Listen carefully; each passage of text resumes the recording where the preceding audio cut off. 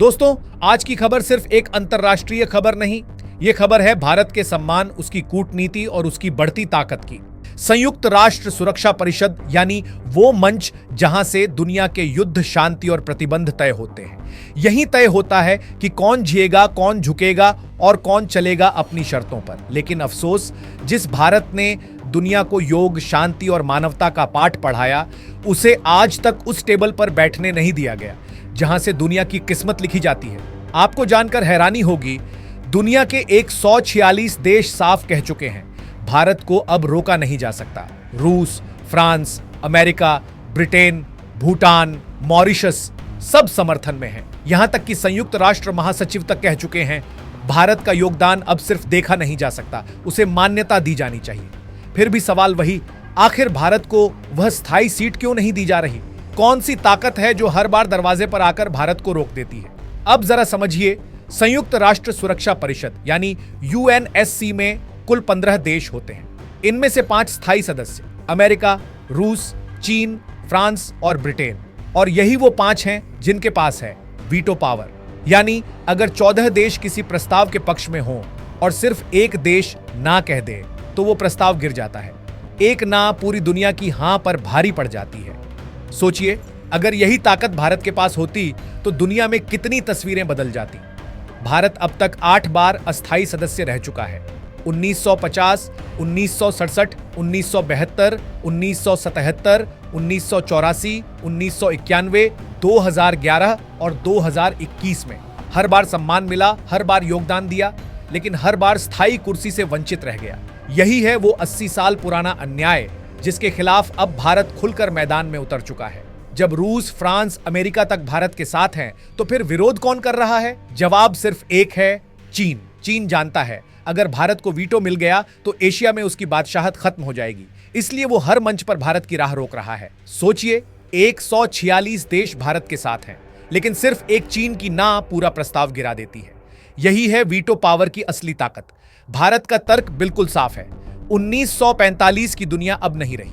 तब भारत की अर्थव्यवस्था छोटी थी, सैन्य शक्ति सीमित थी, लेकिन आज भारत है दुनिया की 5वीं सबसे बड़ी अर्थव्यवस्था, सबसे बड़ा लोकतंत्र और वैश्विक शांति मिशनों में सबसे बड़ा योगदान देने वाला देश। तो फिर सवाल उठता है, क्या संयुक्त राष्ट्र वाकई आज की दुनिया का प्रतिनिधित्व करता है? अगर हां, तो उसमें भारत को शामिल क्यों नहीं किया गया? विदेश मंत्री एस जयशंकर ने संसद में साफ कहा था, यूएनएससी की स्थायी सदस्यता भारत की सर्वोच्च प्राथमिकता है। भारत अब अकेला नहीं लड़ रहा, उसके साथ हैं G4 देश, भारत, जापान, ब्राजील और जर्मनी। साथ हैं L69 समूह, एशिया, अफ्रीका और लैटिन अमेरिका के देश। सबका एक ही संदेश, सुधार का वक्त आ चुका है। लेकिन यूएन चार्टर के आर्टिकल 108 के मुताबिक किसी भी बदलाव के लिए 2/3 देशों की मंजूरी चाहिए और सभी 5 स्थायी सदस्यों की सहमति भी। यानी अगर चीन अकेला भी ना कह दे तो पूरी कोशिश धरी की धरी रह जाती है। यही वो दीवार है जिसे भारत तोड़ना चाहता है। अब जरा कल्पना कीजिए दोस्तों, अगर भारत को वीटो पावर मिल जाए तो क्या होगा? भारत तब सिर्फ वोट देने वाला देश नहीं रहेगा, बल्कि फैसला करने वाली शक्ति बन जाएगा। वो तय करेगा कौन युद्ध करेगा, कौन शांति रखेगा, किस पर प्रतिबंध लगेगा और किसे राहत मिलेगी। भारत तब सिर्फ दुनिया की बातें नहीं सुनेगा, बल्कि दुनिया भारत की सुनेगी। कुछ देश अब ये चाल चल रहे हैं कि अगर नए देश जोड़े जाएं तो उन्हें वीटो न दिया जाए, यानी नाम हो लेकिन ताकत नहीं।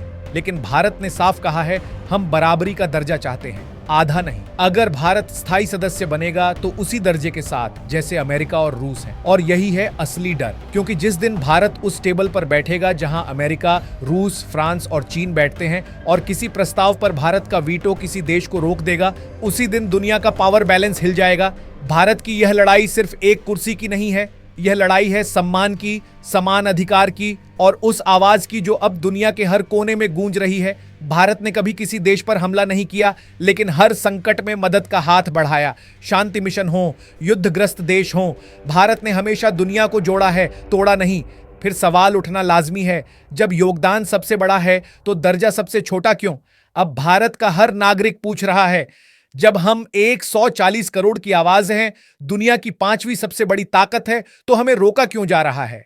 सरकार का जवाब भी उतना ही सटीक है, हम सिर्फ सीट नहीं चाहते, हम सम्मान और शक्ति दोनों चाहते हैं। दुनिया बदल रही है और जो नहीं बदलेगा वो पीछे छूट जाएगा। अगर संयुक्त राष्ट्र अब भी पुरानी सोच में फंसा रहा तो उसकी विश्वसनीयता खुद मिट जाएगी। भारत अब वो देश नहीं जिसे कोई रोक सके। कई विशेषज्ञ कह चुके हैं आने वाले दशक में यूएनएससी का चेहरा भारत होगा। रूस और फ्रांस पहले ही साथ हैं। अमेरिका भी अब मान चुका है बिना भारत के कोई वैश्विक नीति पूरी नहीं हो सकती।